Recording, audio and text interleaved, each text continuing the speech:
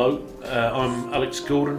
I'm the National President of the RMT, the National Union of Rail, Maritime and Transport Workers, speaking to you here today in front of this rather marvellous banner, which was the banner of the London branch of the National Union of Seamen. And depicted on the banner, you can see behind me a picket line from the 1966 strike of the National Union of Seamen, the famous dispute in which members of that union were attacked in the House of Commons by the Prime Minister of the day, Harold Wilson, as a tightly knit group of politically motivated men. Something that some of our detractors have continued to say about us ever since. A little bit about me. I'm a lay official, the senior lay official of this union. I'm elected to the post of National President for 3 years. When I finish my term of office, I shall be going back to my substantive job in the transport industry, which is as a train driver. I started work in the transport industry working for British Railways back in 1989, and as soon as I joined British Rail, I naturally joined the union, which was the National Union of Railwaymen, the NUR. A couple of years after I joined, in 1990, the NUR merged with the National Union of Seamen, whose banner you can see behind me, to form the RMT. And one of the things that we're very proud of is that we've maintained in the RMT, in our structures, and in the rule book which I'm responsible for as President, the most democratic organisation in the British labour movement, and possibly in the labour movement anywhere in Europe today. We have a extremely active union, which you're probably aware of.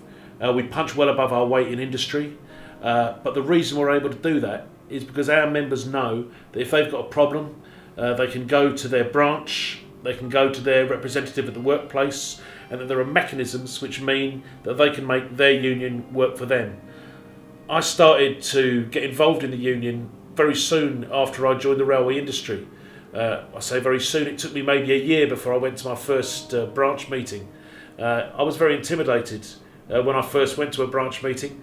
I can remember sitting around with a couple of dozen older guys from the signalling department, from the engineering department, from the guards depot, who were all talking very knowledgeably about intricacies of the way that the railway worked that I couldn't possibly understand, being so green and so young. But very, very soon, what I found was that being in a union which organises all workers together in the transport industry as an industrial union, I was able to learn from those people and improved my understanding of the industry that I worked in.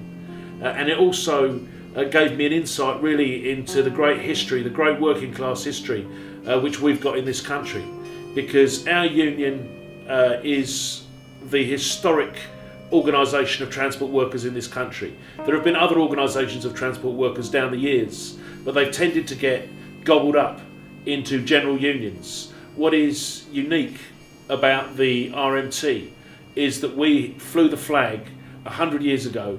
In 1913, 1911, 1913, we flew the flag first for industrial trade unionism.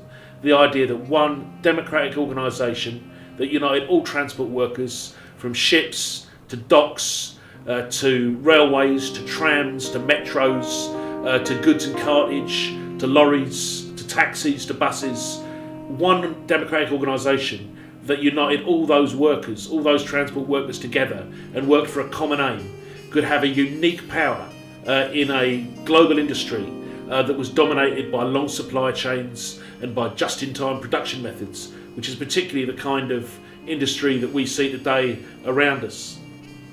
So the RMT's time has come. We see our future as being a great future, a growing future as a transport union. Obviously, the bulk of our membership remains in the railway industry, and we have a lot of work to do in the railway industry in terms of recruiting and organising the tens of thousands of workers who still remain outside any trade union. Mainly as a result, it has to be said, of the privatisation of the British Railways in the 1990s by the previous Conservative government and the fragmentation and subcontracting that was brought in at that time. But we've also got an enormous ambition in our union to improve the organisation of people in the taxi industry, in the bus industry, and throughout the transport industries where our members rub shoulders with non-unionists and also with members of other trade unions. We're currently in negotiations with another transport union, the TSSA, the Transport Salaried Staffs Association, about a potential merger to create a larger, stronger, focused industrial transport union in Britain. Obviously, we hope that that goes ahead and that's a successful negotiation, and we get a good outcome that the members will take a positive view of. But at the end of the day, whatever happens with those negotiations, the RMT is here to stay. We are the people who are standing on the shoulders of the giants of yesteryear, the people who invented industrial transport trade unionism in this country, the great names, people like Tom Mann, and the great founders and forefathers and foremothers of our union.